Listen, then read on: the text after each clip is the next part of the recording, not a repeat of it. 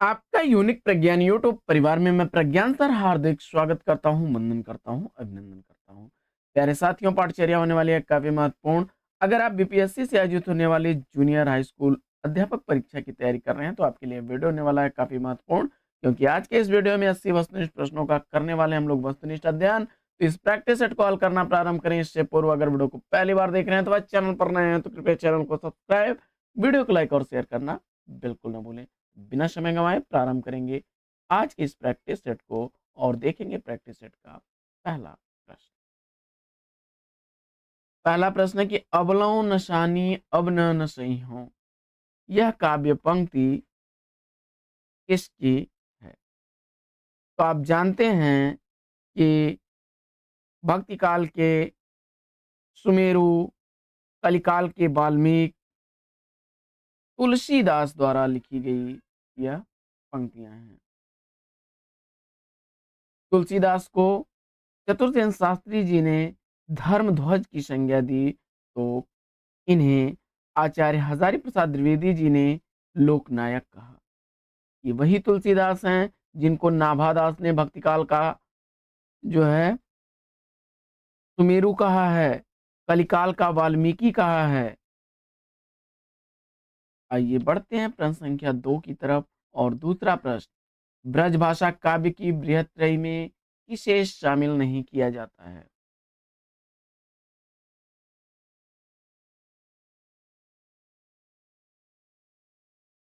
भक्ति काल की बृहत क्षमा करें ब्रजभाषा काव्य की बृहत्त्रयी में शामिल नहीं किया जाता है रामचरित उपाध्याय को। विकल्प डी इस प्रश्न का राइट आंसर है।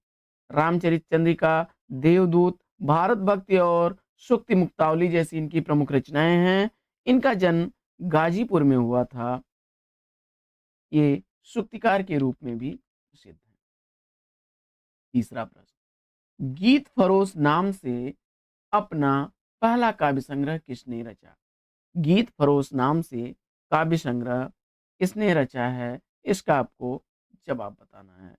और मुझे उम्मीद है कि आपने खुशबू के शिलालेख, अनाम तुम आ जाते, गांधी पंचसती, बुनी हुई रस्सी जैसी रचनाओं के रचनाकार भवानी प्रसाद मिश्र को चुना। तो बिल्कुल सही जवाब भवानी प्रसाद मिश्र जी प्रयोगवादी कवि हैं। विकल्प 20 प्रश्न का बिल्कुल सही जवाब।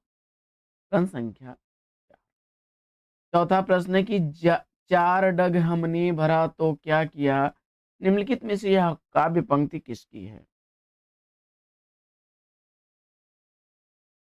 तो आप जानते हैं द्विवेदी युग के प्रतिनिधि काव्यकार हैं रस कलश, चोखे चौपते, चुपते चौपते, प्रिय प्रवास, वैदेही बनवास, पारिजात जैसी रचनाओं के रचनाकार अयोध्या सिंह उपाध्याय हरिऔध को चुना आपने। तो बिल्कुल सही जवाब अयोध्या सिंह उपाध्याय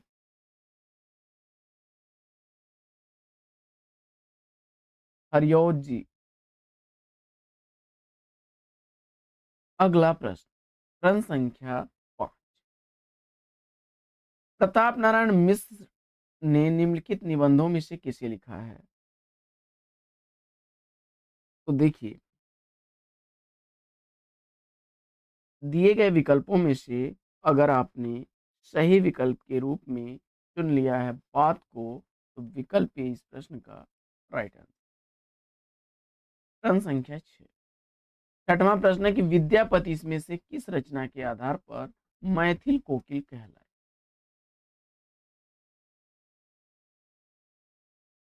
विद्यापति इसमें से किस रचना के आधार पर मैथिल कोकिल कहलाए, इसका आपको जवाब बताना है। तो उनके द्वारा लिखी गई जो पदावली रचना है उसी के आधार पर उन्हें मैथिल कोकिल कहा गया। विकल्प ए इस प्रश्न का राइट आंसर। प्रश्न संख्या 7। सातवां प्रश्न है कि मजदूरी और प्रेम शीर्षक निबंध के लेखक कौन है? मजदूरी और प्रेम शीर्षक निबंध का लेखक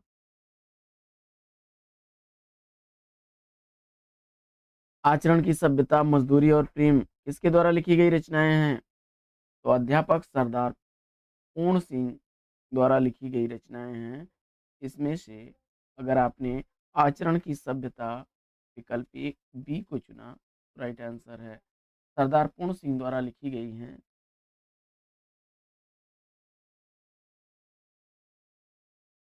अगला प्रश्न, प्रश्न संख्या 8 है, भाषा निबंध मति मंजुल मात नोति इस कवि द्वारा रचित श्लोक का अंश है।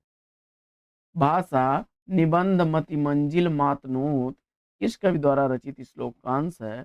8वें प्रश्न का सही जवाब, मुझे उम्मीद है कि आपने चुना होगा। देखिए,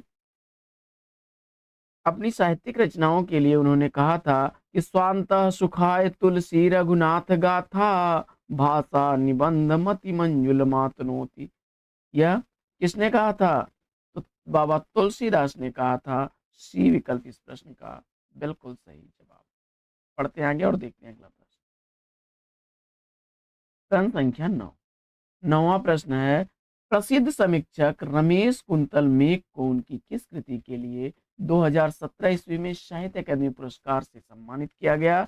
9वें प्रश्न का सही जवाब, मुझे उम्मीद है कि आपने सेलेक्ट किया होगा। 2017 ईस्वी में साहित्य अकादमी पुरस्कार से पुरस्कृत रचना विश्व मिथक सरित सागर डी है। रमेश कुंतल मेघ की रचना है। अगला प्रश्न, लघु मानव की धारणा किसकी प्रवृत्तिगत विशेषता है। लघु मानव की धारणा इसकी प्रवृत्तिगत विशेषता है। 10वें प्रश्न का सही जवाब, मुझे उम्मीद है कि आपने सेलेक्ट किया होगा किसको, नई कविता आंदोलन को। तो बिल्कुल सही जवाब, 10वें प्रश्न का राइट आंसर नई कविता विकल्प ए को चुना, तो राइट आंसर के साथ में। प्रश्न संख्या 11 है कि मैं साहित्य को मनुष्य की दृष्टि से देखने का पक्षपाती हूं, यह कथन किस विद्वान का है। मैं साहित्य को मनुष्य की दृष्टि से देखने का पक्षपाती हूं, यह कथन किसका है। और इस प्रश्न का जवाब आपने सेलेक्ट कर लिया है आचार्य हजारी प्रसाद द्विवेदी जी। मनुष्य की सर्वोत्तम कृति साहित्य शीर्षक से इस निबंध को लिखा गया है और उसी से अवतरित यह कथन है। विकल्प ए राइट आंसर। प्रश्न संख्या 12, 12वां प्रश्न है कि समानांतर कहानी का प्रवर्तक पूछा जा रहा है आपसे। समानांतर कहानी के प्रवर्तक कौन है। प्रश्न संख्या 12 का सही जवाब चयनित करिए। राजा निर्बंसिया जैसी कहानियों के कहानीकार हैं, कस्बे का आदमी, खोई हुई दिशाएं, मास का दरिया, बयान और आजादी मुबारक जैसी रचनाओं के रचनाकार राजेंद्र यादव। बिल्कुल राजेंद्र यादव नहीं है भाई, नहीं। कमलेश्वर, कमलेश्वर की है। विकल्प सी इसका राइट आंसर है। समानांतर कहानी का प्रवर्तक कमलेश्वर को माना जाता है। अगला प्रश्न, जायसी नामक समीक्षात्मक कृति का लेखक पूछा जा रहा है। तो तीसरे सप्तक के चर्चित रचनाकार हैं ये। प्रयोगवादी कवियों में इनकी गिनती होती है। मछलीघर, साखी, संवाद तुमसे, आवाज हमारी जाएगी, इनकी प्रमुख रचनाएं हैं। विजय देवनारायण शाही उत्तर चुना है आपने, बी विकल्प बिल्कुल सही जवाब। अगला प्रश्न, प्रश्न संख्या 14, 14वां प्रश्न है कि हिंदी भाषा मासिक पत्रिका वागार्थ कहाँ से प्रकाशित होती है। वागार्थ का प्रकाशन कहाँ से होता है। प्रश्न संख्या 14 का सही जवाब चयनित करिए। और इस प्रश्न का जवाब, मुझे उम्मीद है कि आपने 1995 ईस्वी में कोलकाता से यह प्रकाशित होती है। कलकत्ता, विकल्प ए को चुना, राइट आंसर है। अगला प्रश्न, बढ़ते हैं आगे और देखते हैं प्रश्न संख्या 15। 15वां प्रश्न है कि द्वैतवाद किस आचार्य द्वारा प्रवर्तित संप्रदाय है। द्वैतवाद किस आचार्य द्वारा प्रवर्तित संप्रदाय है, इसका आपको जवाब बताना है। प्रश्न संख्या 15 का सही उत्तर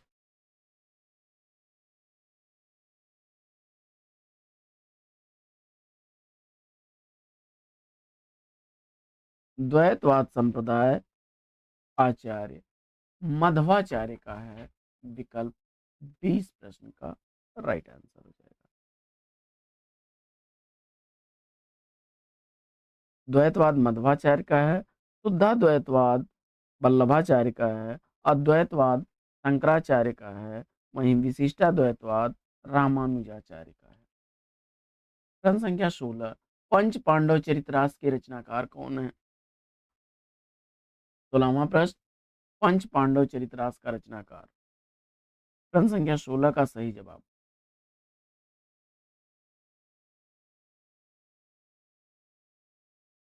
1184 ईस्वी के आसपास की लिखी गई रचना अपभ्रंश की रचना है और मुनि जिन विजय ने इस ग्रंथ को साहित्य रास परंपरा का प्रथम ग्रंथ माना है और आप जानते हैं कि शालिभद्र सूर्य द्वारा लिखा गया यह ग्रंथ है। विकल्प ए इस प्रश्न का राइट आंसर। प्रश्न संख्या 17 है कि वीरता जब भागती है तो अपने पीछे राजनीति के छल छिद्र की धूल उड़ाती है। यह कथन जयशंकर प्रसाद के इस नाटक से अवतरित है। 17वें प्रश्न का सही जवाब चयनित करिए। वीरता जब भागती है तो अपने पीछे राजनीति के छल छिद्र की धूल उड़ाती है। यह कथन जयशंकर प्रसाद द्वारा लिखे गए ध्रुवस्वामिनी नाटक के प्रथम अंक से अवतरित है। विकल्प डी इस प्रश्न का बिल्कुल सही जवाब। ध्रुवस्वामिनी नाटक में ध्रुवस्वामिनी, मंदाकिनी, कोमा, आचार्य मिहिरदेव, सकराज, रामगुप्त, चंद्रगुप्त, शिखर स्वामी जैसे प्रमुख पात्र हैं और काफी चर्चित रचना है। कई बार परीक्षाओं में रिपीट होती है। बढ़ते हैं आगे और देखते हैं अगला प्रश्न। प्रश्न संख्या 18। 18वां प्रश्न है कि इनमें से कौन से कवि नकीनवाद से जुड़े हैं।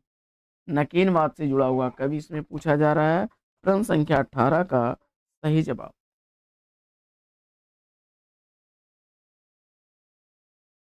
देखिए, नकीनवाद में नलिन विलोचन शर्मा, केसरी कुमार और नरेश, 3 लोग आते हैं।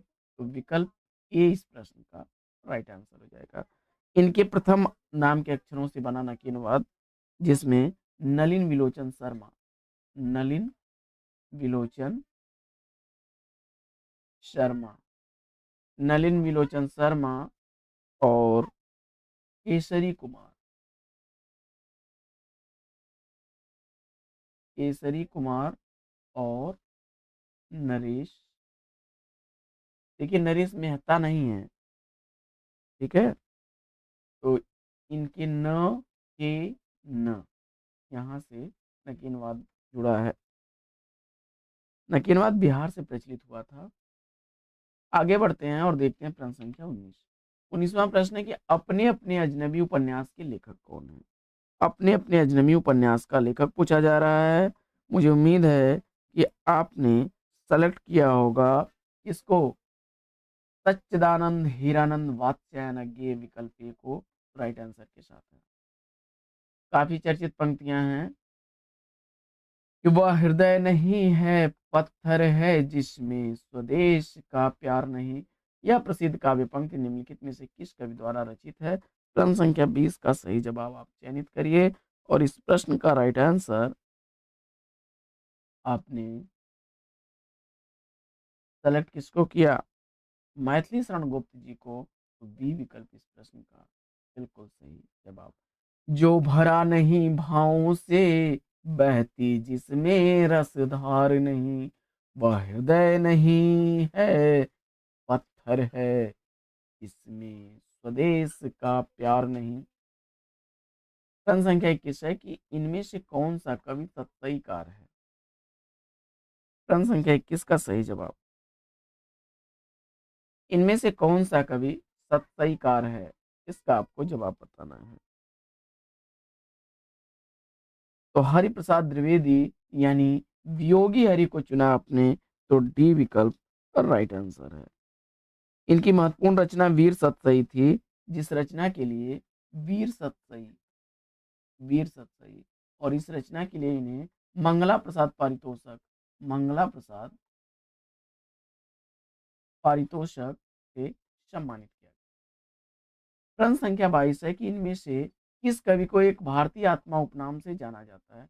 इनमें से किस कवि को एक भारतीय आत्मा उपनाम से जाना जाता है। प्रश्न संख्या 22 का सही जवाब, एक भारतीय आत्मा उपनाम से जाने जाने वाले रचनाकार इसमें कौन है। पुष्प की अभिलाषा जैसी इनकी प्रमुख रचना है। माखनलाल चतुर्वेदी, विकल्प ए को चुना आपने राइट आंसर के साथ हैं।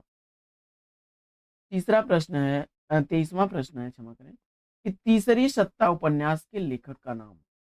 तीसरी सत्ता उपन्यास, तो लोग जुगलबंदी, ढाई घर, इंद्र सुने जैसे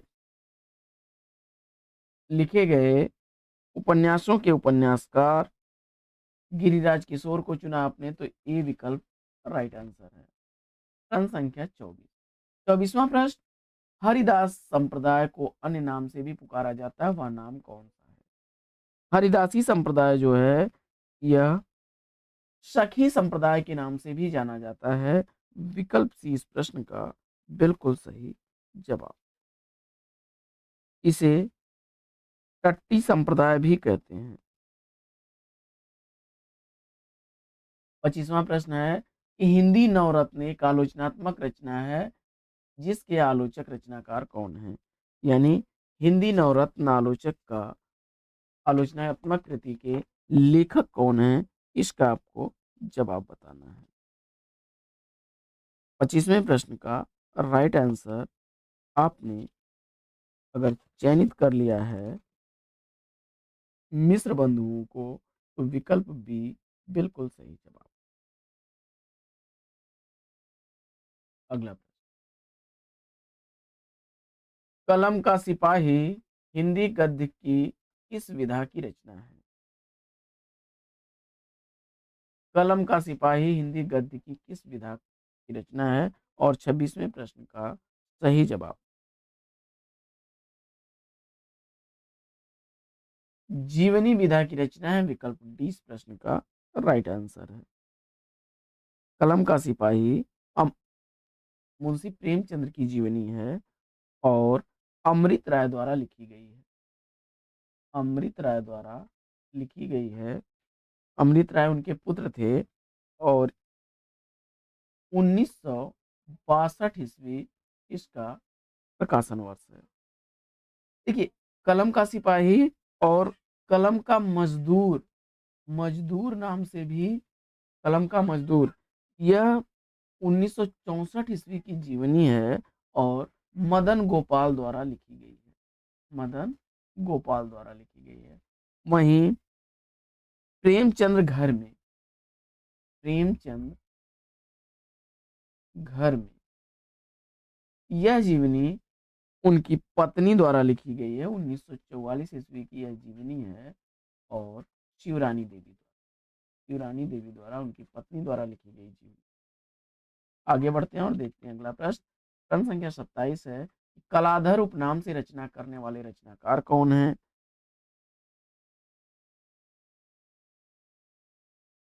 कलाधर उपनाम से रचना करने वाले ब्रज भाषा में जयशंकर प्रसाद जी अपनी रचनाएं कलाधर उपनाम से करते थे। डी विकल्प इस प्रश्न का राइट आंसर है। आगे बढ़ते हैं और देखते हैं अगला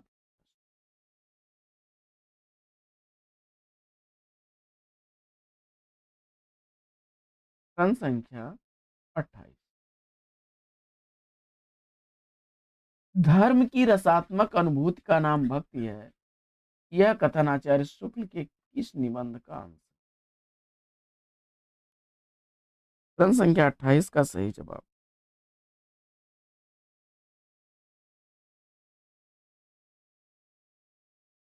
मानस की धर्मभूमि, विकल्प ई को चुना, बिल्कुल सही जवाब। प्रश्न संख्या 29 है कि भविष्यत कहा किसकी रचना? भविष्यत कहा के रचनाकार कौन है? और इस प्रश्न का जवाब आपने धनपाल को चुना, तो सी विकल्प इस प्रश्न का राइट आंसर है। प्रश्न संख्या 30। 30वां प्रश्न है कि भारत दुर्दशा के रचनाकार कौन? भारत दुर्दशा का रचनाकार पूछा जा रहा है।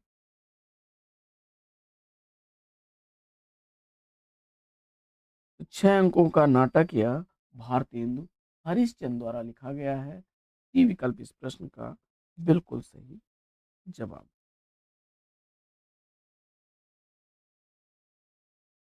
आगे बढ़ते हैं और देखते हैं रीतिबद्ध कवि देव किस प्रकार के कवि? देव को रसवादी आचार्य कहा जाता है और इन्होंने श्रृंगार रस को मूल रस कह करके कहा था कि भूल कहत नौ रस सुकवि सकल मूल श्रृंगार। तो विकल्प डी चयनित किया है राइट आंसर के साथ में आप। प्रश्न संख्या 32। 32वां प्रश्न है कि गीत गोविंद के रचयिता कौन है। गीत गोविंद का रचनाकार पूछा जा रहा है और इस प्रश्न का सही जवाब, मुझे उम्मीद है कि आपने किसको सेलेक्ट किया, 12वीं शताब्दी की लिखी गई यह रचना जयदेव की है। डी विकल्प बिल्कुल सही जवाब। प्रश्न संख्या 33। 33वां प्रश्न है कि इसमें से एक अष्टछाप में कौन कवि नहीं है। प्रश्न संख्या 33 में सेलेक्ट करिए। अष्टछाप की स्थापना जो है विठल नाथ ने की थी 1565 ईस्वी में। 1565 ईस्वी में विठल नाथ ने की थी, जिसमें वल्लभाचार्य के 4 शिष्यों को उसमें सूरदास, सूरदास, कुंभनदास, सूरदास, कुंभनदास, परमानंद दास, परमानंद दास और कृष्णदास, ये 4 शिष्य वल्लभाचार्य के थे। इसके बाद गोविंद स्वामी, नंददास, शीत स्वामी, चतुर्भुज दास, चतुर्भुज दास, शीत स्वामी और नंददास, नंददास और गोविंद स्वामी। तो यहाँ पर विकल्प डी को अगर आपने चुना तो राइट आंसर के साथ है। नंददास, गोविंद स्वामी, चतुर्भुज दास और शीत स्वामी, ये 4 शिष्य थे विठलनाथ के। तो विकल्प इस प्रश्न का सही बनेगा डी, गोविंद दास ना होकर के बल्कि गोविंद स्वामी होना चाहिए। आगे, बीसल देव रासो के रचयिता कौन है। क्रम संख्या 34 का सही जवाब, 1155 ईस्वी के आसपास की यह रचना नरपति नाल द्वारा लिखी गई रचना है। विकल्प सी इस प्रश्न का बिल्कुल सही जवाब। बढ़ते हैं आगे और देखते हैं अगला प्रश्न, काफी चर्चित और आसान सा प्रश्न। कीर्ति पताका का रचनाकार पूछा जा रहा है। कीर्ति पताका, कीर्तिलता, कीर्ति पताका, पदावली, चर्चित रचनाएं विद्यापति की हैं। विकल्प ए राइट आंसर। प्रश्न संख्या 36 है कि निम्नलिखित में से विष्णु प्रभाकर द्वारा लिखित यात्रा वृतांत कौन सा है।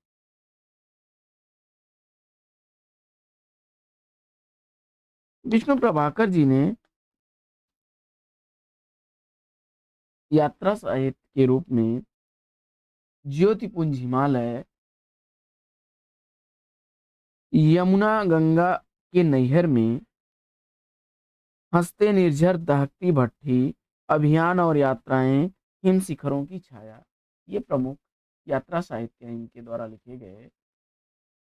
ज्योतिपुंज हिमालय, यमुना गंगा के नैहर में, हंसते निर्झर दहकती भट्ठी, अभियान और यात्राएं, हिम शिखरों की छाया विष्णु प्रभाकर के प्रमुख यात्रा साहित्य हैं। तो विकल्प बी बिल्कुल सही जवाब। आगे बढ़ते हैं और अगला प्रश्न है कि जयशंकर प्रसाद के किस नाटक में कार्नेलिया पात्र है। जयशंकर प्रसाद का वह कौन सा नाटक है जिसमें कार्नेलिया पात्र है और सेल्यूकस की पुत्री कार्नेलिया है यूनान के शासक की, जो मौर्य सम्राट चंद्रगुप्त से प्रेम करती है। तो जवाब में आपने चंद्रगुप्त विकल्प बी को चुन लिया, तो बिल्कुल सही जवाब विकल्प। अगला प्रश्न है कि निम्नलिखित ग्रंथों में से कौन सा ग्रंथ रीतकालीन नहीं है। प्रश्न संख्या 38 का सही जवाब। प्रश्न संख्या 38 का राइट आंसर चयनित करिए। निम्नलिखित ग्रंथों में से कौन सा ग्रंथ रीतकालीन नहीं है। तो इसमें एक रचना राष्ट्रीय सांस्कृतिक काव्य धारा की रचना है हित तरंगिणी। माखनलाल चतुर्वेदी की यह रचना है। माखनलाल चतुर्वेदी की यह रचना है। विकल्प ए को चुन लिया आपने राइट आंसर के साथ। आगे बढ़ते हैं और देखते हैं प्रश्न संख्या 39 कि प्रवासी के गीत किसके द्वारा लिखी गई रचना है। प्यासा निर्झर, मुट्ठी बंद रहस, मिट्टी और फूल, प्रवासी के गीत, मनोकामना, द्रौपदी जैसी रचनाएं करने वाले रचनाकार नरेंद्र शर्मा हैं। विकल्प ए इस प्रश्न का राइट आंसर है। बढ़ते हैं आगे और देखते हैं अगला प्रश्न संख्या 40।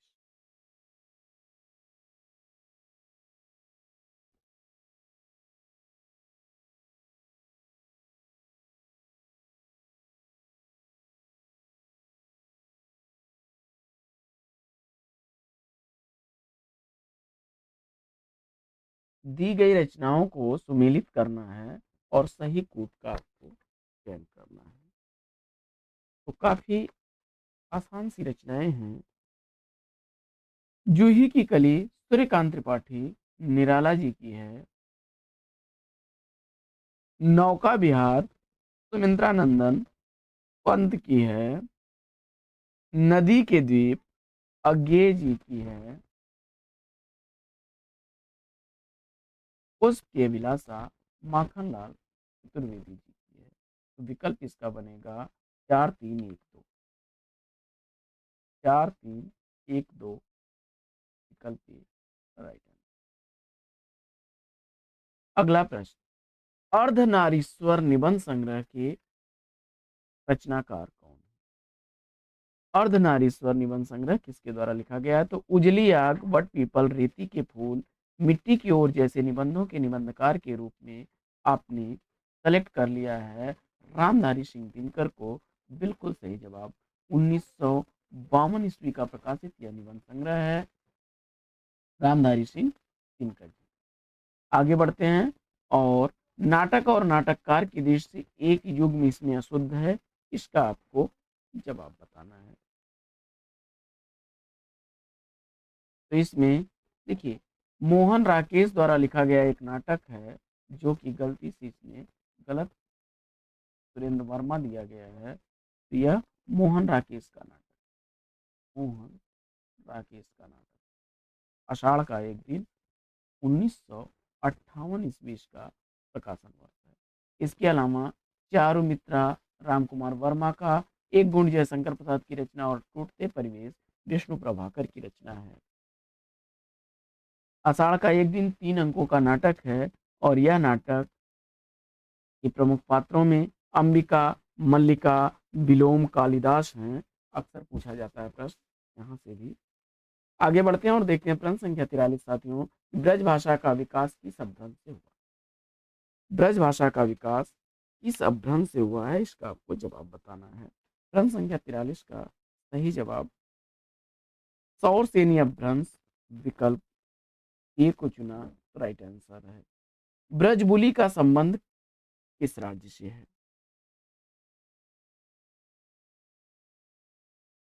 बंगाल अगर चुना आपने तो विकल्प ए इस प्रश्न का राइट आंसर है। प्रश्न संख्या 45 है कि पश्चिमी हिंदी की सर्वाधिक प्रमुख बोली इसमें से कौन सी है?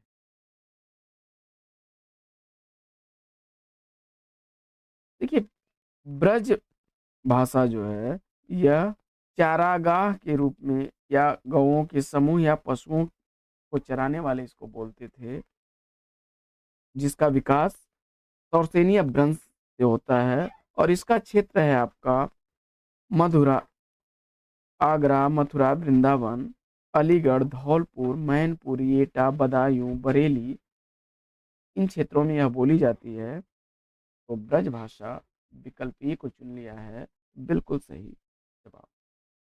अगला प्रश्न है कि कौरवी का उदय किससे हुआ है? कौरवी का विकास सौरसेनी अपभ्रंश से हुआ है और यह पश्चिमी हिंदी की बोली है। सौरसेनी अपभ्रंश से, सौरसेनी अपभ्रंश से विकसित यह भाषा पश्चिमी हिंदी की एक बोली है। छत्तीसगढ़ी किस भाषा की बोली है? अवधी, बघेली और छत्तीसगढ़ी पूर्वी हिंदी की बोलियां हैं। विकल्प डी इस प्रश्न का राइट आंसर है। आगे, किस क्षेत्र की बोली को काशिका कहा जाता है?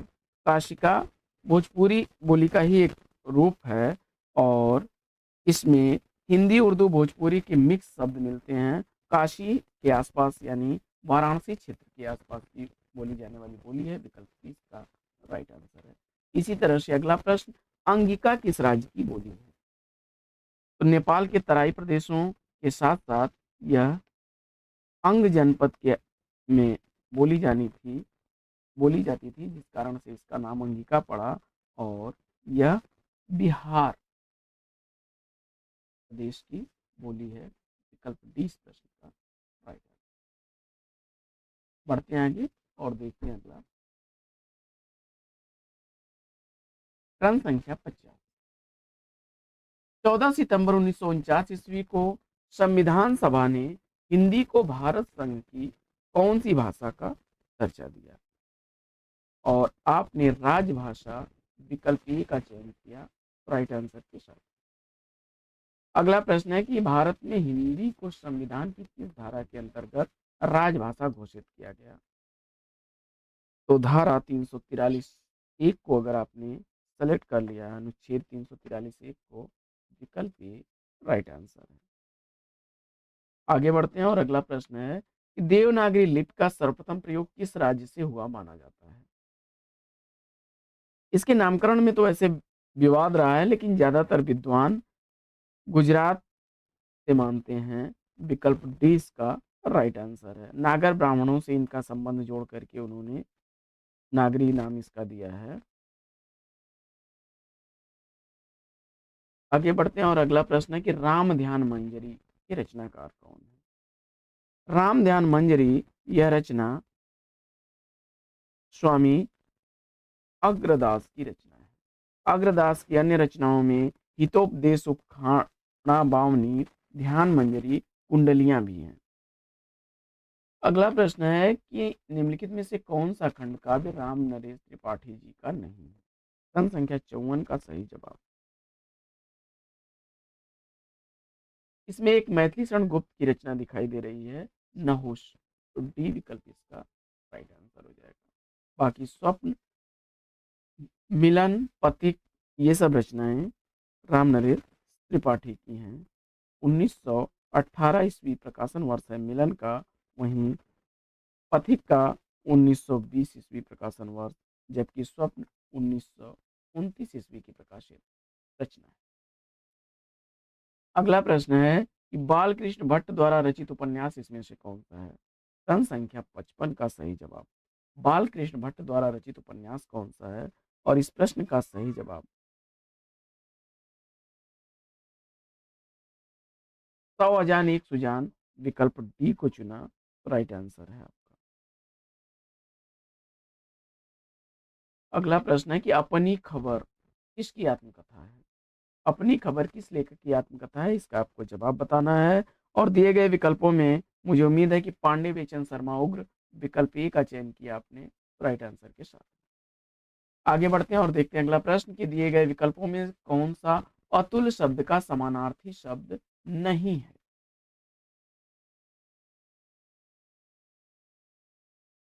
अनल शब्द यह आग का पर्यायवाची है।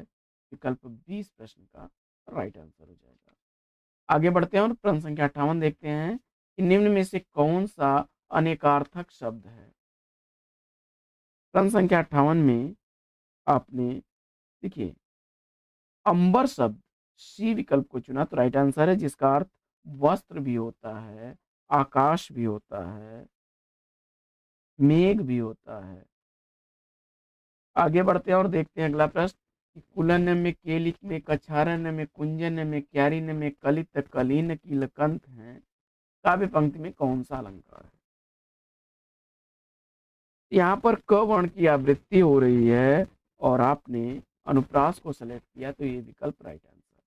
प्रश्न संख्या 60 है कि मुदित मनोहर मानस देखा, इस पंक्ति में कौन सा अलंकार है? मुदित मनोहर मानस देखा, म वर्ण की आवृत्ति के कारण अनुप्रास को चुना आपने, तो बी विकल्प इस प्रश्न का राइट आंसर। आगे बढ़ते हैं और देखते हैं अगला प्रश्न। अगला प्रश्न है कि निम्नलिखित में से शुद्ध वर्तनी किसकी है? प्रश्न संख्या 61 में शुद्ध वर्तनी वाला शब्द चयनित करना है और इस प्रश्न का जवाब अनधिकार, विकल्प ए को चुना है तो राइट आंसर के साथ है। प्रश्न संख्या 62। कलिकुटिल जीव निस्तार ही वाल्मीकि तुलसी भयो, यह कथन किसका है? प्रश्न संख्या 62 का सही जवाब चयनित करिए। और इस प्रश्न का राइट आंसर, मुझे उम्मीद है कि आपने नाभा दास को चुना। नाभा दास का कथन है विकल्प बी इस प्रश्न का बिल्कुल सही जवाब। तुलसीदास को भक्ति काल का सुमेरु इन्होंने कहा है। मीरा के संदर्भ में इन्होंने कहा था कि निरंकुश यति निडर रसिक जस रसना गायो। वहीं कबीर के संदर्भ में इन्होंने कहा था कि कबीर कानी राखी नहीं, वर्णाश्रम खट दर्शनी। आगे बढ़ते हैं और देखते हैं प्रश्न संख्या 63। अगला प्रश्न, खेती न किसान को भिखारी को न भीख, बलि बनिक को न बनिज न चाकर को चाकरी, बलि बनिक को न बनिज न चाकर को चाकरी। यह पंक्तियां तुलसीदास की किस रचना से संबंधित हैं? तो इन्होंने सेलेक्ट कर लिया है कलयुग का वर्णन करते हुए तुलसीदास ने कवितावली में कहा था विकल्प बी इसका राइट आंसर। अगला प्रश्न है कि जहांगीर जस चंद्रिका किसकी रचना है? काफी चर्चित रचना है और आप जानते हैं कि यह रचना किसकी है? केशव दास की रचना है। विकल्प ए इस प्रश्न का राइट आंसर है। अगला प्रश्न है कि निम्न में से वर्तनी के देश से अशुद्ध शब्द का चयन करना है। प्रश्न संख्या 65 का सही जवाब विकल्प डी को चुन लिया आपने, तो राइट आंसर के साथ है। अगला प्रश्न है कि संज्ञा का भेद नहीं होता है। प्रश्न संख्या 66 का सही जवाब संज्ञा का भेद नहीं होता है इसमें से। तो संज्ञा के अक्सर व्याकरण लोग 5 भेद मानते हैं: व्यक्तिवाचक, जातिवाचक, समूहवाचक, द्रव्यवाचक। तो इसमें से निजवाचक सर्वनाम होता है। विकल्प सी को चुन लिया आपने, तो राइट आंसर के साथ। आगे, निम्न में से कौन सा व्ययी भाव समास नहीं? देखिए, आय और से विग्रह हो रहा, आय और व्यय दोनों पदों की प्रधानता। विकल्प डी को चुना आपने, तो राइट आंसर हो जाएगा। यह अव्ययी भाव समास का न होकर के बल्कि द्वंद्व समास का उदाहरण है।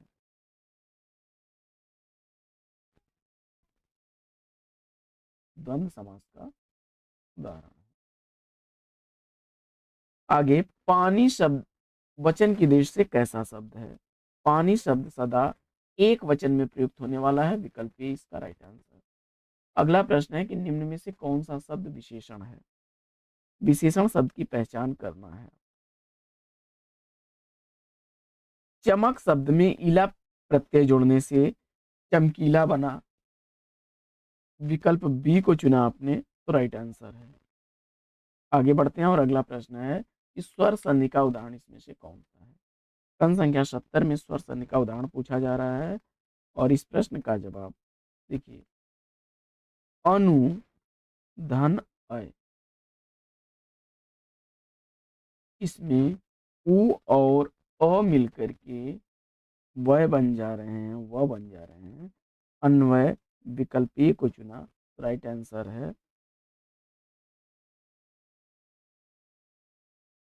आगे बढ़ते हैं और अगला प्रश्न है कि स्वर संधि का मेल होता है। स्वर संधि में दो स्वरों के मिलने से जो विकार होता है। विकल्प ए को चुना आपने, तो राइट आंसर। आगे, इस स्वर के उच्चारण में दीर्घ स्वर से भी अधिक समय लगता है। प्रश्न संख्या 72 का सही जवाब आपने किसको चुना? प्लुत को। तो विकल्प डी राइट आंसर। आगे बढ़ते हैं और देखते हैं अगला प्रश्न।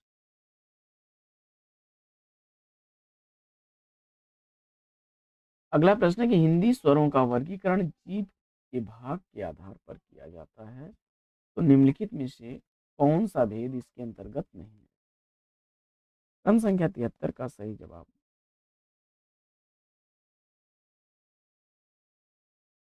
देखिए, जीभ के भाग के आधार पर अग्र स्वर, मध्य स्वर और पश्च स्वर, अग्र स्वर, मध्य स्वर स्वर और पश्च स्वर आते हैं, विपरीत स्वर नहीं आता है। मुख विवर खुलने के आधार पर यह है। विकल्प डी को चुना आपने, तो राइट आंसर है आपका। विवृत, अर्धविवृत, समृत, अर्धसमृत, ये 4 भेद जो है मुख विवर खुलने के आधार पर होते हैं। अगला प्रश्न है कि हिंदी में कारक विभक्तियों सहित कितने भेद माने जाते हैं? तो हिंदी में कारकों को का विभक्तियों सहित 8 भेद माना जाता है। विकल्प ए इसका राइट आंसर है। कर्ता ने कर्म को कर्ण से संप्रदान के लिए, अपादान से अलग होने के लिए, और संबंध का के नानी ने वहीं अधिकरण में पर और संबोधन भेद हो। अरे आगे बढ़ते हैं और देखते हैं अगला प्रश्न कि अपहरण में उपसर्ग कौन सा लगा हुआ है, और इस प्रश्न का जवाब अप उपसर्ग चुन करके राइट आंसर दिया है आपने। अगला प्रश्न है कि अनु उपसर्ग से बना शब्द कौन सा है? प्रश्न संख्या 76 में सही जवाब अनुचर, विकल्प ए को चुना, तो राइट आंसर है। आगे अगला प्रश्न है कि अर्थ के आधार पर वाक्य के भेद। अर्थ के आधार पर वाक्य के 8 भेद माने जाते हैं। विधिवाचक, निषेधवाचक, प्रश्नवाचक, आज्ञावाचक, विस्मयादिवाचक, संदेहवाचक, इच्छावाचक और संकेतवाचक। तो विकल्प डी इसका राइट आंसर हो जाएगा। कौन कौन से भेद हैं इसके? विधिवाचक, विधिवाचक वाक्य, विधिवाचक वाक्य, इसके बाद निषेधवाचक वाक्य, निषेधवाचक याद रखिएगा, निषेधवाचक वाक्य। तीसरा होता है प्रश्नवाचक वाक्य, प्रश्नवाचक वाक्य। इसी तरह से आज्ञावाचक वाक्य, आज्ञावाचक वाक्य, आज्ञावाचक के बाद संदेहवाचक वाक्य, संदेहवाचक वाक्य, इच्छावाचक वाक्य,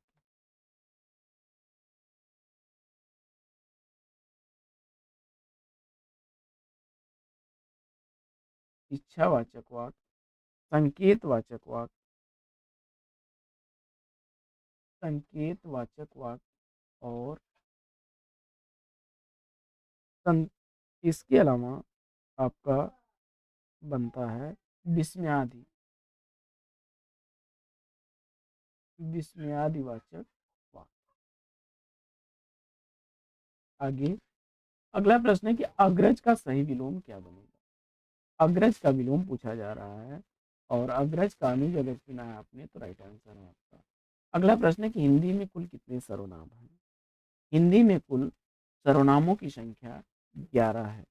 मैं, तुम, आप, यह, वह, जो, 3 3 6 हो गए आपके। तो, कोई, कुछ, इसके बाद कौन और क्या, ये 11 हैं। 1 2 3 4 5 6 7 8 9 10 11। मैं, तू, आप, यह, वह, जो, सो, कोई, कुछ, कौन, क्या, ये कुल सर्वनाम 11 हैं। आगे अनुरूप में समास पूछा जा रहा है। अनुरूप, अनुरूप में आपने सेलेक्ट किया है अव्ययी भाव समास, तो विकल्प सी। पहला प्रश्न, निम्नलिखित कवियों में से किस कवि को राग और राग का कवि कहा जाता है? इसका आपको जवाब बताना है। राग और राग के कवि कौन कहे जाते हैं? तो दिए गए विकल्पों में अगर आपने प्रगतिवादी कवि ओंकार उर्वशी, कुरुक्षेत्र, रेणुका रश्मिरथी जैसी रचनाओं के रचनाकार को चुना, रामधारी सिंह दिनकर, तो बिल्कुल सही जवाब। मुंगेर जिला में जन्मे सिमिरिया गांव में 1908 ईस्वी में प्रगतिवादी कवियों के रूप में अपनी ख्याति अर्जित की रामधारी सिंह दिनकर जी ने। तो रामधारी सिंह दिनकर को राग और राग का कवि भी कहा जाता है। और दूसरा प्रश्न कि अमन का राग किसकी काव्य रचना है? अमन का राग काव्य रचना के रचनाकार कौन है? इसका आपको जवाब बताना है। दूसरे प्रश्न का राइट आंसर क्या बनेगा? दूसरे प्रश्न का सही जवाब चयनित करिए। तो मुझे उम्मीद है कि आपने चूका भी नहीं हूं मैं, इतने अपने पास बात बोलेगी, सुकून की तलाश जैसी रचनाओं के रचनाकार जिन्हें कवियों का कवि कहा जाता है, शमशेर बहादुर सिंह को चुना। तो बिल्कुल सही जवाब, प्रगतिवादी कवि हैं ये, प्रगतिवादी कवि हैं, याद रखिएगा। विकल्प 20 प्रश्न का बिल्कुल सही जवाब। देहरादून में इनका जन्म हुआ था 3 जनवरी 1911 ईस्वी को। बढ़ते हैं प्रश्न संख्या 3 की तरफ। तीसरा प्रश्न आपके स्क्रीन पर, निम्नलिखित में से कौन सा पुरस्कार उत्तर प्रदेश हिंदी साहित्य संस्थान द्वारा प्रदान किया जाता है? निम्नलिखित में से कौन सा पुरस्कार उत्तर प्रदेश हिंदी संस्थान द्वारा दिया जाता है? तीसरे प्रश्न का सही जवाब चयनित करिए। मुझे उम्मीद है कि आपने सेलेक्ट किया होगा किस सम्मान को, भारत भारती। तो बी विकल्प के साथ बिल्कुल सही जवाब, बी विकल्प बिल्कुल सही जवाब है। पहला भारत भारती सम्मान 1982 ईस्वी में दिया गया था महादेवी वर्मा जी को। किसको दिया गया था? महादेवी वर्मा जी को दिया गया था। आगे बढ़ते हैं और अगला प्रश्न देखते हैं। अगला प्रश्न है प्रश्न संख्या 4। इन्हीं हथियारों से कितने पाकिस्तान? उपन्यास के रचनाकारों का सही युग्म चुनिए। इन्हीं हथियारों से किसके द्वारा लिखा गया उपन्यास है और कितने पाकिस्तान किसके द्वारा लिखा गया उपन्यास है, आपको जवाब बताना है। तो 2007 ईस्वी का प्रकाशित इन्हीं हथियारों से कमली जो है यह किसके द्वारा लिखा गया है? कितने पाकिस्तान? इन्हीं हथियारों से अमरकांत द्वारा लिखा गया है, अमरकांत, अमरकांत द्वारा। और 2003 ईस्वी में कितने पाकिस्तान के लिए कमलेश्वर को साहित्य अकादमी पुरस्कार दिया गया था? साहित्य अकादमी पुरस्कार 2003 ईस्वी का कितने पाकिस्तान के लिए कमलेश्वर को दिया गया था। वहीं 2007 ईस्वी में इन्हीं हथियारों के लिए अमरकांत को साहित्य अकादमी पुरस्कार से सम्मानित किया गया। तो अमरकांत और कमलेश्वर, विकल्प बी को चुना आपने, तो राइट आंसर के साथ हैं। बढ़ते हैं प्रश्न संख्या 5 की तरफ। पांचवा प्रश्न है कि कफन कहानी का प्रकाशन कब हुआ था? कफन कहानी का प्रकाशन पूछा जा रहा है आपसे। मुंशी प्रेमचंद की यह एक कालजयी कहानी है जिसका प्रकाशन वर्ष 1936 ईस्वी है। सदगति, पंच परमेश्वर, बड़े भाई साहब, नमक का दरोगा जैसी इनकी कुछ महत्वपूर्ण कहानियां हैं। कफन कहानी इनकी आदर्शोन्मुख यथार्थवादी कहानी के रूप में जानी जाती है। तो विकल्प ए के साथ बिल्कुल सही जवाब के साथ हैं। छठवां प्रश्न है कि जब कारण के अभाव में कार्य की सिद्धि का वर्णन होता है तो कौन सा अलंकार होता है? जब कारण के अभाव में कार्य की सिद्धि का वर्णन होता है तो अलंकार पूछा जा रहा है। प्रश्न संख्या 6 का सही जवाब, तो बिनु पग चलाएं सुने बिनु काना, कर बिनु कर्म करें विधि नाना, आनन रहित सकल रस भोगी, बिनु वाणी वक्ता बड़ जोगी। सुना होगा। इस अलंकार का उदाहरण है विभावना अलंकार का। विकल्प सी के साथ बिल्कुल सही जवाब। जहां पर बिना कारण के अभाव में ही कार्य सिद्ध हो जाए वहां पर विभावना अलंकार होता है। आइए देखते हैं प्रश्न संख्या 7 को। सातवां प्रश्न काफी रिपीटेड प्रश्न, काफी चर्चित प्रश्न। कलम का सिपाही और कलम का मजदूर किसकी रचना है? तो दोनों ही मुंशी प्रेमचंद्र की जीवनी है। ये दोनों ही रचनाएं जीवनी विधा की रचनाएं हैं।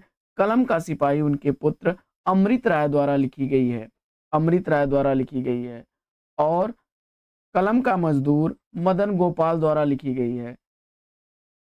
मदन गोपाल ने 1965 ईस्वी में, जबकि अमृत राय ने 1968 ईस्वी में मुंशी प्रेमचंद की जीवनी कलम का सिपाही नाम से लिखी थी, कलम का मजदूर नाम से मदन गोपाल ने। तो बी विकल्प के साथ राइट आंसर के साथ हैं। काफी रिपीटेड प्रश्न कि 84 वैष्णवन की वार्ता और 252 वैष्णवन की वार्ता, इन ग्रंथों के लेखक कौन हैं? 84 वैष्णवन की वार्ता और 252 वैष्णवन की वार्ता के लेखक कौन है? जवाब में गोकुलनाथ को चुना तो बी विकल्प राइट आंसर है। देखिए 84 वैष्णवन की वार्ता में जो है वल्लभाचार्य के शिष्यों का 84 शिष्यों का, वहीं 252 शिष्यों का वर्णन, विठलनाथ के शिष्यों का वर्णन गोकुलनाथ ने 84 वैष्णवन की वार्ता और 252 वैष्णवन की वार्ता शीर्षक से की है। इन दोनों ही ग्रंथों में अष्टाध्यायी के कवियों का भी उल्लेख देखने को मिलता है आपको। आगे बढ़ते हैं और काफी रिपीटेड प्रश्न, उदय भानचरित किसकी रचना है जो खड़ी बोली गद्य में लिखी गई है? उदय भानचरित को अन्य नाम से भी जानते हैं, मुंशी इंसाअल्लाह खां द्वारा लिखी गई यह रानी केतकी की कहानी, रानी केतकी की कहानी, रानी केतकी की कहानी और उदय भानचरित एक ही रचना है जो कि इंसाअल्लाह खां द्वारा लिखी गई है। बढ़ते हैं 10वें प्रश्न की तरफ और 10वां प्रश्न देखते हैं। 10वां प्रश्न है, हिंदी की पहली आत्मकथा किस नाम से लिखी गई? हिंदी की पहली आत्मकथा किस नाम से लिखी गई है? तो ध्यान दीजिएगा कि अर्ध कथानक नाम से हिंदी की पहली आत्मकथा लिखी थी, जो कि अध्यात्मक आत्मकथा है और 1641 ईस्वी में लिखी गई है। बनारसी दास जैन की आत्मकथा है, बनारसी दास जैन द्वारा लिखी गई है। तो विकल्प सी अर्धकथानक को चुना तो राइट आंसर के साथ है। बढ़ते हैं आगे और देखते हैं 11वां प्रश्न कि हिंदी में केवल 6 निबंध लिख करके ही निम्नलिखित में से किस लेखक ने हिंदी जगत में ख्याति अर्जित की है? तो कुल 6 निबंधों को लिख करके द्विवेदी युग के रचनाकार सरदार अध्यापक पूर्ण सिंह को चुना आपने, तो बी विकल्प चुन करके इस प्रश्न का बिल्कुल सही जवाब है। अगला प्रश्न, निम्नलिखित में से एक कृति किसी प्रसिद्ध साहित्यकार के जीवन पर आधारित उपन्यासात्मक जीवनी है, इसका आपको जवाब बताना है। तो विष्णु प्रभाकर द्वारा लिखी गई 1974 ईस्वी की शरद चंद्र चटर्जी की जीवनी आवारा मसीहा को चुना आपने, तो बी विकल्प बिल्कुल सही जवाब। अन्या से अनन्या तक यह प्रभा खेतान की आत्मकथा विधा की रचना है। वहीं गुड़िया भीतर गुड़िया मैत्रेयी पुष्पा की आत्मकथा है, मैत्रेयी पुष्पा की आत्मकथा है और अन्या से अनन्या तक प्रभा खेतान की रचना है। ये भी आत्मकथा है प्रभा खेतान की। शेखर एक जीवनी यह अज्ञेय द्वारा लिखी गई रचना है, यह भी उपन्यास विधा की रचना है। आगे बढ़ते हैं और देखते हैं अगला प्रश्न। अगला प्रश्न है कि कैलाश वाजपेयी की साहित्य अकादमी पुरस्कार से सम्मानित काव्य रचना इसमें से कौन सी है? कैलाश वाजपेयी की उस रचना का चयन करना है जो साहित्य अकादमी से पुरस्कृत रचना है। तो आप जानते हैं कि आपने हवा में हस्ताक्षर को चुना, बिल्कुल सही जवाब। हवा में हस्ताक्षर काव्य कृति के लिए 2009 ईस्वी में साहित्य अकादमी पुरस्कार से इन्हें सम्मानित किया गया। अपने अपने पिंजरे आत्मकथा के लेखक कौन हैं? दलित विमर्श की पहली आत्मकथा अपने अपने पिंजरे 1995 ईस्वी की प्रकाशित यह आत्मकथा है और इस आत्मकथा के लेखक के रूप में आपने मोहनदास नैमिषारण्य को चुन लिया, तो बी विकल्प बिल्कुल सही जवाब। 1995 के बाद 1997 ईस्वी में जूठन नाम से आत्मकथा दलित विमर्श की ओम प्रकाश वाल्मीकि जी ने लिखी थी। आगे बढ़ते हैं और देखते हैं प्रश्न संख्या 15, मुकरी लिखने का सर्वप्रथम प्रयास किस कवि द्वारा किया गया है? तो काफी चर्चित मुकरियां आपने देखी होगी, अमीर खुसरो को चुना, तो विकल्प सी बिल्कुल सही जवाब। मुकरी का मतलब होता है एक ऐसी काव्य रचना जिसमें कह करके बाद में मुकर जाना। जैसे एक है ना मुकरी, लिपट लिपट के वाकई सोई, छाती से छाती लगा के रोई, दांत से दांत बजे तो ताड़ा, ही सखी साजन ना सखी जाड़ा। या भारतेंदु हरिश्चंद्र की मुकरी है कि भीतर भीतर सब रस चूसै, हंस हंस के तन मन धन मूसै, जाहिर बातन में अति तेज, हे सखी सज्जन ना सखी अंग्रेज। कुछ ऐसी मुकरियां हैं।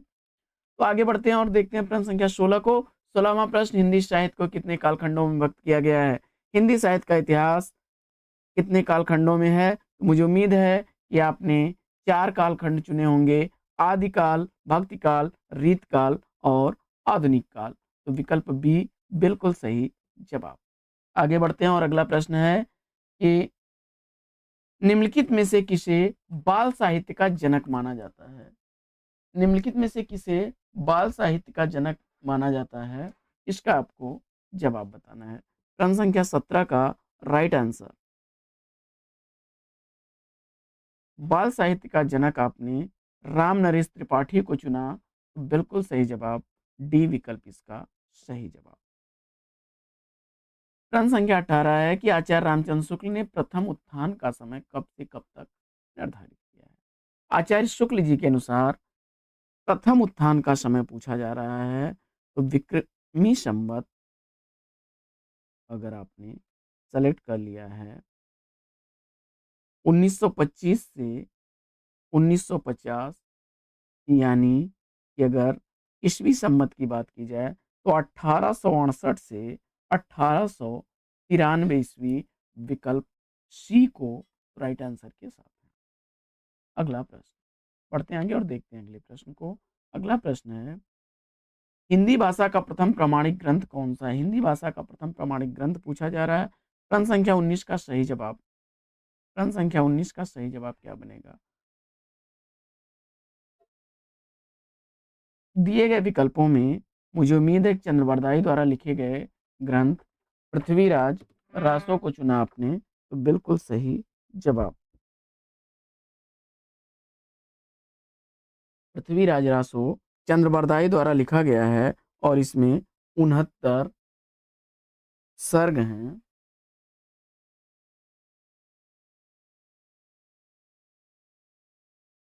सी विकल्प के साथ राइट आंसर के साथ है।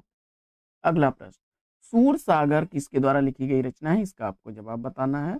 और सागर लहरी सरावली, सूर सागर सूर सरावली साहित्य लहरी, ये अष्टछाप के कवि सूरदास को चुना आपने, तो डी विकल्प राइट आंसर है। अगला प्रश्न है, तुलसीदास की भक्ति भावना किस प्रकार की थी? तुलसीदास की भक्त भावना किस प्रकार की थी? तो उनकी भावना जो है स्वयं सेवक और स्वामी के रूप में उन्होंने दास्य भाव की चुनी है। सखा भाव की जो है यह सूरदास की भक्ति भावना थी, वहीं दास्य भाव की भक्ति भावना तुलसीदास की है, विकल्प ए राइट आंसर। अगला प्रश्न है कि तुलसीदास द्वारा रचित रामचरितमानस में कांड कितने हैं? प्रश्न संख्या 22 का सही जवाब, प्रश्न संख्या 22 का राइट आंसर क्या बनेगा? रामचरितमानस में आपने 7 कांड सेलेक्ट किए हैं, तो 7 कांड में से कौन सा कांड इसमें से है? तो दिए गए विकल्पों में केवल अरण्य कांड ही रामचरितमानस में है, न तो सीता कांड है, न लंकेश कांड है, ना ही वानर कांड है। बल्कि उसकी जो 7 कांड हैं वो कुछ इस प्रकार हैं। पहला बाल कांड, याद करिएगा बचपन से बाल कांड। फिर वे अयोध्या में आते हैं, अयोध्या कांड। अयोध्या से वे जंगल जाते हैं, अरण्य कांड। और अरण्य कांड के बाद पत्नी के खो जाने पर वे किष्किंधा पहुंचते हैं, तो किष्किंधा कांड हो जाता है। इसके बाद सीता की खोज होती है, उसके बाद फिर युद्ध होता है लंका कांड में और वापसी होती है। इसके बाद उत्तर कांड है। इस तरह से 7 कांड हैं। आगे बढ़ते हैं और गोस्वामी तुलसीदास का निधन वाराणसी के किस घाट पर हुआ था? इसका आपको जवाब बताना है। तो संबत 1680, असी गंग के तीर, श्रावण शुक्ला सप्तमी, तुलसी तजो शरीर। 80 घाट अगर आपने चुना है तो बी विकल्प बिल्कुल सही जवाब के साथ हैं आप। संबत 1680 में तुलसीदास ने वाराणसी के 80 घाट पर अपना देह त्याग किया था, तो बी विकल्प के साथ राइट आंसर के साथ हैं। सूफी संतों की शैली पूछा जा रहा है कैसी है? सूफी संतों की शैली जो है वह कौन सी है? मसनवी शैली। विकल्प बी को चुना सही जवाब के साथ है। प्रश्न संख्या 25 है कि कौन सी रचना तुलसीदास जी की नहीं है? 25वें प्रश्न का सही जवाब चयनित करिए। तो दोहावली, रामचरितमानस, गीतावली, ये सब रचनाएं तुलसीदास की हैं, जबकि यह काव्य संग्रह यामा जो है यह किसका है? महादेवी वर्मा जी का है। महादेवी वर्मा द्वारा लिखा गया है। तो डी विकल्प के साथ राइट आंसर के साथ है। प्रश्न संख्या 26। 26वां प्रश्न है कि भक्तमाल के रचनाकार कौन है? भक्तमाल का रचनाकार पूछा जा रहा है आपसे। प्रश्न संख्या 27 का सही जवाब,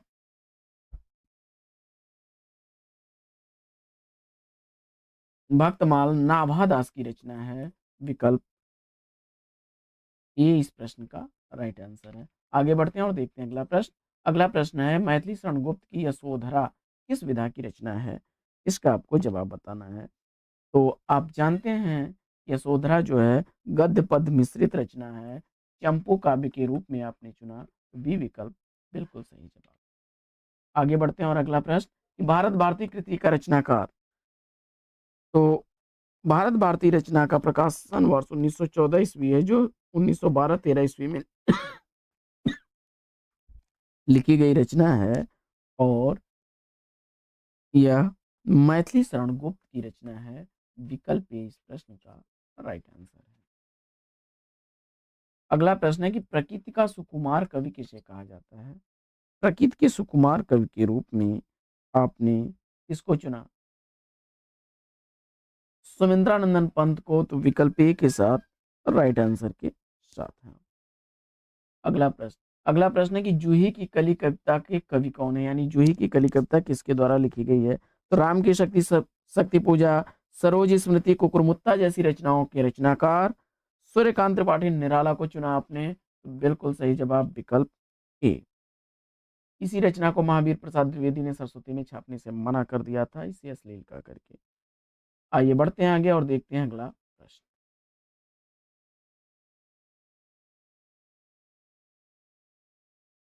अगला प्रश्न है कि कनुप्रिया के रचनाकार कौन है?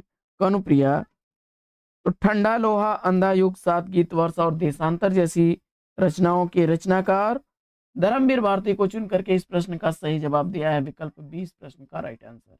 आगे बढ़ते हैं और देखते हैं अगला प्रश्न। प्रश्न संख्या 32। 32वां प्रश्न, वीरों का कैसा हो वसंत कविता की रचनाकार पूछा जा रहा है। प्रश्न संख्या 32 का सही जवाब चयनित करिए। और इस प्रश्न का राइट आंसर, मुझे उम्मीद है कि आपने किसको चुना? सुभद्रा कुमारी चौहान को। तो राइट आंसर है सुभद्रा कुमारी चौहान। विकल्प 20 प्रश्न का सही जवाब है। निहालपुर प्रयाग में जन्मी थी, जिनकी प्रमुख काव्य रचनाओं में त्रिधारा और मुकुल काफी चर्चित रचनाएं हैं। अगला प्रश्न, वह तोड़ती पत्थर देखा मैंने उसे इलाहाबाद के पथ पर, यह पंक्ति किसकी है? प्रश्न संख्या 33 का सही जवाब चयनित करिए। और इस प्रश्न का सही उत्तर छायावादी कवि सूर्यकांत त्रिपाठी निराला को चुन लिया आपने। राइट आंसर है विकल्प सी।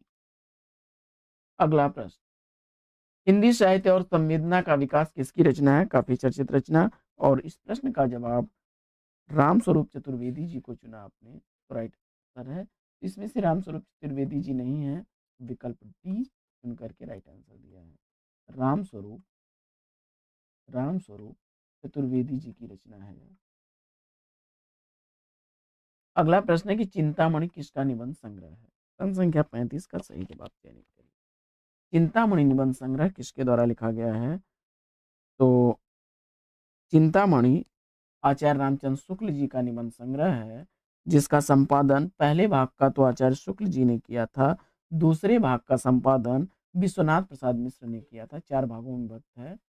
दूसरा प्रकाशन विश्वनाथ प्रसाद मिश्र ने किया था। वहीं तीसरे भाग का संपादन कभी कभी पूछ लेता है संपादक, तो नामवर सिंह ने किया था।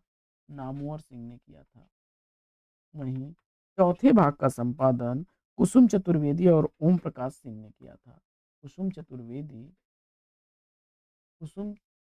चतुर्वेदी और ओम प्रकाश ने किया था। तो विकल्प सी के साथ राइट आंसर के साथ हैं आप। अगला प्रश्न है कि हिंदी में रिपोर्टाज विधा का जनक किसे माना जाता है?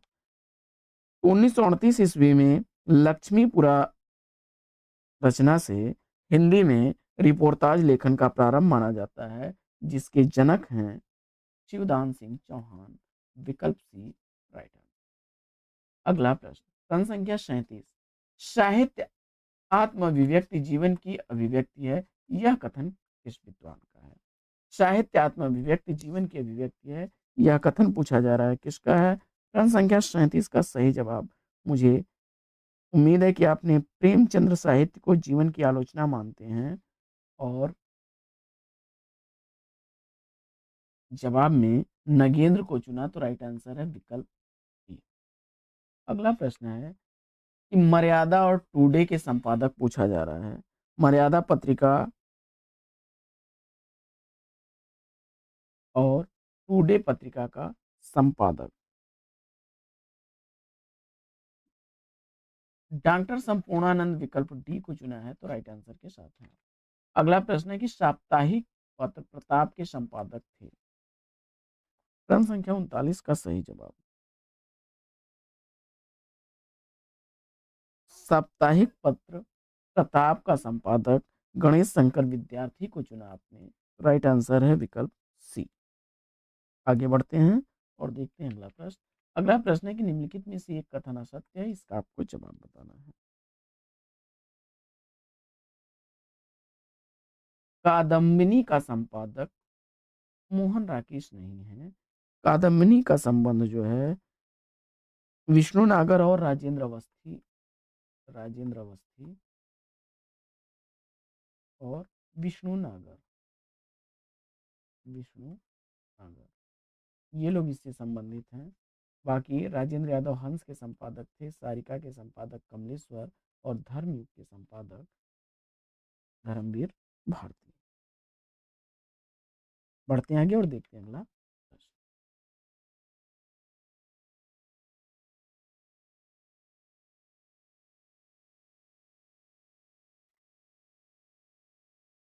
प्रश्न संख्या 41। मतवाला पत्रिका के स्थायी स्तंभ चाबुक में निराला जी अपनी रचना किस नाम से लिखते थे? जवाब में आपने, मुझे उम्मीद है कि आपने सेलेक्ट किया होगा किसको? गरगज सिंह वर्मा।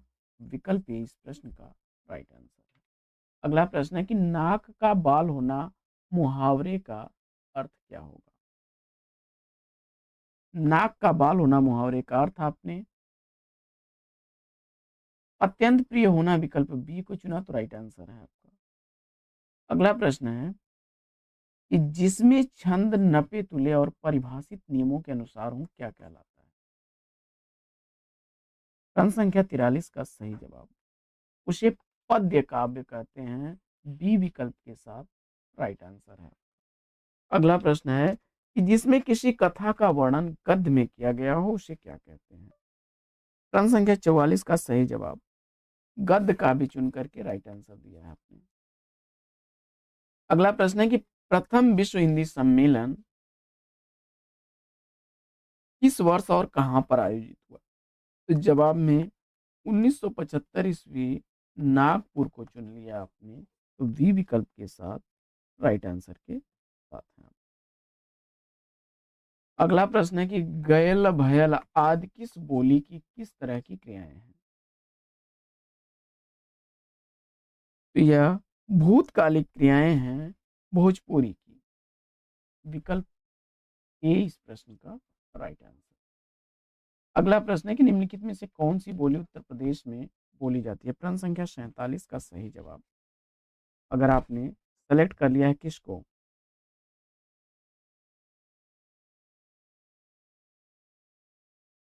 कन्नौजी को, तो विकल्प डी राइट आंसर है। अगला प्रश्न है कि राजभाषा आयोग के प्रथम अध्यक्ष पूछा जा रहा है और बाल गंगाधर खेर। विकल्प सी को चुना, तो राइट आंसर। अगला प्रश्न है कि टकसाली भाषा किसे कहते हैं? टकसाली भाषा, तो भाषा विज्ञान के अनुसार आपने परिनिष्ठित भाषा को टकसाली भाषा, विकल्प सी को चुना, तो राइट आंसर है आपका। अगला प्रश्न है कि कौन हिंदी की उपभाषा इसमें नहीं है? तो पश्चिमी हिंदी, राजस्थानी हिंदी और पूर्वी हिंदी हिंदी की उपभाषाएं हैं, जबकि मराठी अलग से भाषा है। तो विकल्प ए को चुना आपने, तो राइट आंसर है। आगे बढ़ते हैं और अगला प्रश्न है कि हिंदी को विकास प्रदान करने वाली भाषा कौन सी है? प्रश्न संख्या 51 का सही जवाब। और इस प्रश्न का सही जवाब, मुझे उम्मीद है कि आपने सेलेक्ट किया होगा अपभ्रंश को। तो डी विकल्प इस प्रश्न का राइट आंसर। अगला प्रश्न है कि उत्तर प्रदेश सरकार द्वारा 1947 ईस्वी में गठित देवनागरी लिपि सुधार समिति के अध्यक्ष कौन थे? उत्तर प्रदेश सरकार द्वारा 1947 ईस्वी में जो देवनागरी लिपि सुधार समिति का गठन हुआ, उसके अध्यक्ष के रूप में आपने आचार्य नरेंद्र देव को चुना। तो सी विकल्प राइट आंसर है। आगे बढ़ते हैं और देखते हैं अगला प्रश्न। अगला प्रश्न है कि आधुनिक भारतीय आर्य भाषाओं के उदय के पूर्व आर्य भाषाओं का कौन सा रूप विद्यमान था? प्रश्न संख्या 53 का सही जवाब। आधुनिक भारतीय आर्य भाषाओं से पूर्व अगर आप देखेंगे तो आप देखते हैं संस्कृत से पाली का विकास होता है, पाली से प्राकृत का, इसके बाद अपभ्रंश, और अपभ्रंश से ही आधुनिक भाषाएं निकलती हैं। तो आप कह सकते हैं कि अपभ्रंश विकल्प डी इसका राइट आंसर। कौन सी प्राचीन भाषा इसमें से नहीं है? प्रश्न संख्या 54 का सही जवाब। देखिए, अपभ्रंश, प्राकृत और संस्कृत ये तो प्राचीन भाषाओं में आ जाएंगी, लेकिन पंजाबी आधुनिक भाषाओं में आएगी। तो विकल्प बी को चुना, तो राइट आंसर है। अगला प्रश्न है हिंदी भाषा की उत्पत्ति कहाँ से होती है? प्रश्न संख्या 55 का सही जवाब। तो डॉक्टर नगेंद्र जी ने हिंदी भाषा की उत्पत्ति जो है सौरसेनी, अर्धमागधी और मागधी से माना है। विकल्प इसमें सी को चुना आपने, राइट आंसर। प्रश्न संख्या 56, भारत भारती लिखने में उर्दू के किस ग्रंथ की प्रेरणा ली गई है? भारत भारती रचना मैथिली शरण गुप्त ने की थी, जो उर्दू रचना मुदस्से हाली की प्रेरणा से लिखा था। तो विकल्प डी को चुना आपने, राइट आंसर है। भारत भारती में मुदस्से हाली के ढंग पर भारतीयों की, हिंदुओं की भूत और वर्तमान दशाओं की विषमता दिखाने का प्रयास किया गया है। मैथिली शरण गुप्त जी को आधुनिक युग का तुलसी भी कहा जाता है, और मैथिली शरण गुप्त की यह रचना है। अगला प्रश्न है कि छायावाद स्थूल के प्रति सूक्ष्म का विद्रोह है, यह स्थापना किसकी है? यानी किसने छायावाद को स्थूल के प्रति सूक्ष्म का विद्रोह कहा है? छायावाद को स्थूल के प्रति सूक्ष्म का विद्रोह कहने वाले नगेंद्र हैं। विकल्प बी इसका राइट आंसर है। हजारी प्रसाद द्विवेदी जी ने तो कहा था कि छायावाद एक विशाल सांस्कृतिक चेतना का परिणाम था।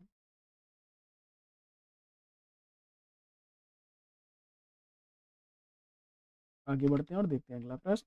अगला प्रश्न है कि किस शब्द की वर्तनी शुद्ध है? इसका आपको जवाब बताना है। शुद्ध वर्तनी वाला शब्द इसमें चयनित करिए, और दिए गए विकल्पों में आपने अत्यधिक अत्यधिक को चुना। तो डी विकल्प राइट आंसर है। इसके अलावा ये शब्द जो है अधीन होता है, अधीन होता है। वहीं व्यवहारिक में, व्यवहारिक यहाँ पर मात्रा छोटी है, और मिष्ठान नहीं बल्कि मिष्टान होता है, मिष्टान। आगे बढ़ते हैं और देखते हैं अगला प्रश्न कि शुद्ध वर्तनी वाला शब्द चयनित करिए। तो यह बनेगा पूजनीय। कवित्री में कव इत्री होता है, कव इत्री बनेगा, और यह तदोप्रांत नहीं बल्कि तदुपरांत होता है, तदुपरांत। अंत्याक्षरी तो इसमें सही है, विकल्प ए राइट आंसर हो जाएगा। आगे बढ़ते हैं और अगला प्रश्न है कि व्यक्तिवाचक संज्ञा इसमें से कौन सी है? मोहन एक परिश्रमी और ईमानदार बालक है। तो इसमें व्यक्तिवाचक संज्ञा के रूप में आपने किसको चुना? मोहन को, तो राइट आंसर के साथ है। अगला प्रश्न है कि भाषा विज्ञान की दृष्टि से ऊ किस प्रकार का स्वर है?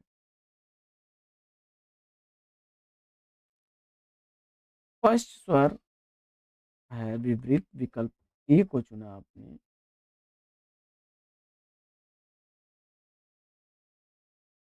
देखिए, क्षमा करें, यह पश स्वर है लेकिन समृद्ध है।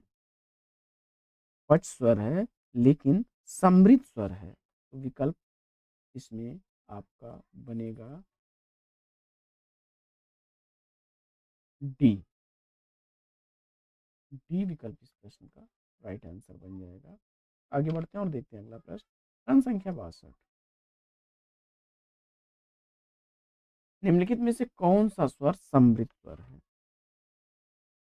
जवाब में आपने सेलेक्ट कर लिया है ई विकल्प सी को राइट आंसर है। अगला प्रश्न, विद्यार्थी का सही संधि विच्छेद क्या बनेगा? विद्याधन अर्थी विद्यार्थी, विद्याधन अर्थी विद्यार्थी विकल्प बी को चुना तो राइट आंसर है। दीर्घ संधि का उदाहरण है। आगे बढ़ते हैं और देखते हैं अगला प्रश्न। सावधान का संधि विच्छेद पूछा जा रहा है। प्रश्न संख्या 64 का सही जवाब सावधान का संधि विच्छेद क्या बनेगा? और इस प्रश्न का जवाब आपने सेलेक्ट कर लिया सधन अवधान सावधान विकल्प डी को राइट आंसर है। यह भी दीर्घ संधि का उदाहरण है। आगे बढ़ते हैं और अगला प्रश्न है कि शिक्षक ने पाठ पढ़ाया किस कारक का प्रयोग हुआ है? तो इसमें कर्ता कारक शिक्षक ने कर्ता कारक विकल्प बी को चुना तो राइट आंसर है। अगला प्रश्न है कि किस शब्द में उत उपसर्ग का प्रयुक्त नहीं किया गया है? प्रश्न संख्या 66 में अत्यधिक में अति उपसर्ग लगा हुआ है। अति धन अधिक, तो विकल्प सी इसका राइट आंसर हो जाएगा। जबकि उत्कर्ष उद्गम उत्तम में उत उपसर्ग लगा हुआ है। अगला प्रश्न है कि निसहाय में प्रयुक्त उपसर्ग पूछा जा रहा है। प्रश्न संख्या 67 में निह अगर सेलेक्ट किया आपने तो राइट आंसर है विकल्प ए। अगला प्रश्न है कि वट पीपल का लेखक पूछा जा रहा है, किसकी रचना है? वट पीपल काफी चर्चित रचना है और यह निबंध संग्रह 1961 ईस्वी में प्रकाशित हुआ था। जिसके लेखक कौन है? अर्धनारीश्वर, रेती के फूल, उजली आग जैसी रचनाओं के रचनाकार रामधारी सिंह दिनकर को चुना। सी विकल्प बिल्कुल सही जवाब। अगला प्रश्न, निम्नलिखित में से कौन सी सकर्मक क्रिया का उदाहरण है? इसका आपको जवाब बताना है। वह अपना सिर खुजलाता है, यह सकर्मक वाक्य है। विकल्प डी राइट आंसर है।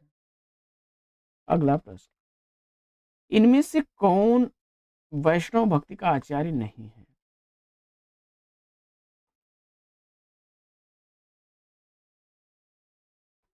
अद्वैतवाद के प्रतिपादक शंकराचार्य को आपने चुना, विकल्प ए राइट आंसर हो जाएगा। अगला प्रश्न, विसर्ग का प्रयोग किन शब्दों में नहीं होता है?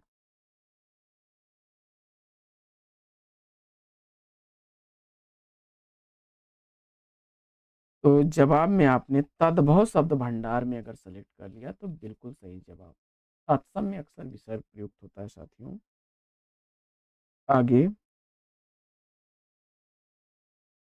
अश्व का पर्यायवाची शब्द इसमें से कौन सा नहीं है? तो इसमें है घोटक और घोड़ा अश्व का पर्याय है।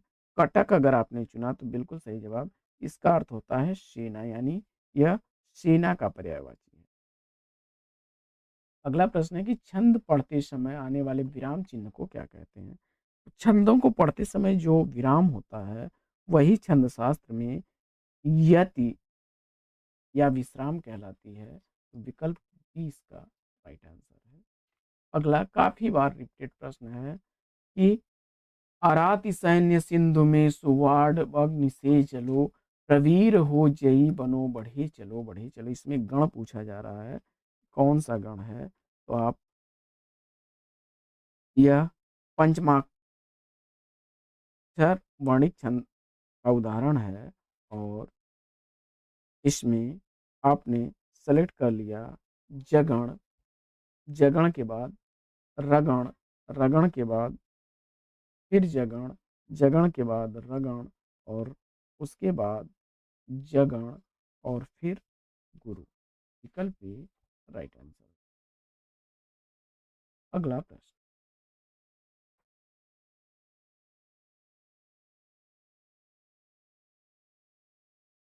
अगला प्रश्न है कि दिए गए शब्दों में से नित्य एक वचन में प्रयोग होने वाला कौन सा शब्द नहीं है?